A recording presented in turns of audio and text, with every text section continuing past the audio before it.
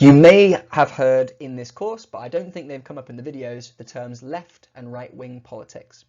These terms are ways for people to describe political ideas, because you can be on the left side, but you could be further away or more far left, or the furthest left you could get, or really far on the right, or a bit kind of right, or a bit further.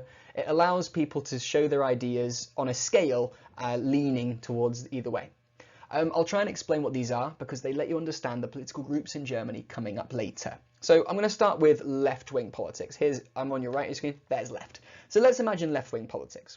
Left-wing ways of running countries are usually based in sharing. Basically, everyone gets paid similar amounts, money gets shared amongst people, things get shared amongst people, we all work together to solve problems. Things like the NHS, where everyone pays money so that everyone gets healthcare, is a left-wing idea. And you can be more and more extremely on the left. You could be a socialist and want workers to have rights and that laws try and make workers have rights. Or you could be a communist, really far extreme left, where everyone is forced to be equal and everyone has to share and there's no private property. Or you could be right-wing, which is rather, if it's not left about sharing, it's going to be about not sharing. Right-wing politics is all about individuality. I am privacy. I'm allowed to own my own stuff, and my own stuff is definitely owned by me. It's not going to get taken away from me. Usually right-wing politics is referred to as conservative politics, but the more extreme you go, it turns into kind of power play, and it turns into stuff like Nazism and fascism, which usually is very similar to what the Kaiser was kind of running Germany like. Knowing that, you get to understand the groups that are going to try and take over Germany, because it wasn't just right-wing, it wasn't just left-wing. 1923 was a nightmare year for the German government. Money had gone completely out of control. The government was seemingly unable to deal with it because it was being slow because of proportional representation, and some people stepped in to try and take over the country. The first one was a guy called Wolfgang Kapp. In 1923, he took over Berlin successfully. He got 5,000 people together, and he was a right-wing leader. He wanted to run Germany himself because he thought the government was not doing a good enough job. He successfully took over Berlin with his 500 men with guns.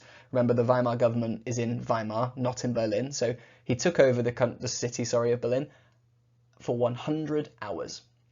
100 hours he's in control of Berlin before the Free Corps arrive at the request of Friedrich Ebert, and Wolfgang Kapp has to run away. At the exact same time, or in the same year, the Ruhr was having a thing called the Red Rising.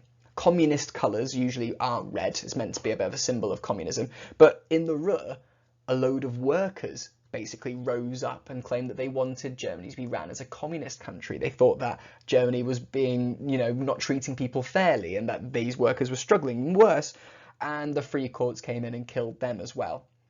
This created a culture in Germany that there was a lot of anger at the government. There was a lot of anger about how the government was failing the people, and it actually led to a series of assassination attempts.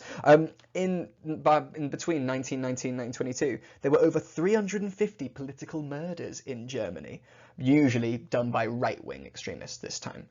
And in fact, one man had acid thrown on him, another person was assassinated. It basically meant that if you were in politics and trying to run Germany, your life was on the line. And the thing is, it seems like the public agreed with this. When these people who'd thrown acid or assassinated people were put on trial to go in prison, they were given, should we say, light sentences. None of them were really executed for their crimes. None of them were put in prison for the rest of their life. They'd only be given 1 or 2 years. And the reason because of that is because the people deciding to send them to prison were probably agreeing with them and giving them a light sentence to not punish them that much. Now, that's basically all we can assume from this information, but Germany's not in a good place, is it? They've been actively invaded, their money's worthless, and basically people are angry enough to resort to violence in terms of their country's politics. It's wild. Germany's not doing well after the First World War. I'll leave you some questions because that's all you need to know for this section. What's the difference between left and right-wing beliefs? What happened in the Kapp Putsch? What happened in the Red Rising? And what was happening with political assassinations? If you can describe and answer those questions quite clearly with specific examples, probably from the textbook, you will have a good understanding of what Germany was doing at this time. Good luck. I'll see you later.